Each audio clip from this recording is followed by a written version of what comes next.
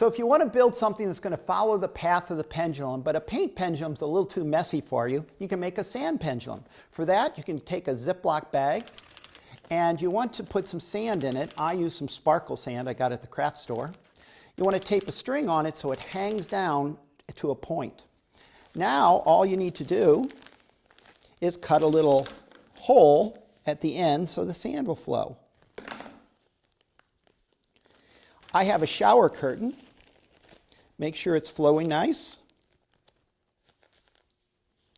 And start it swinging.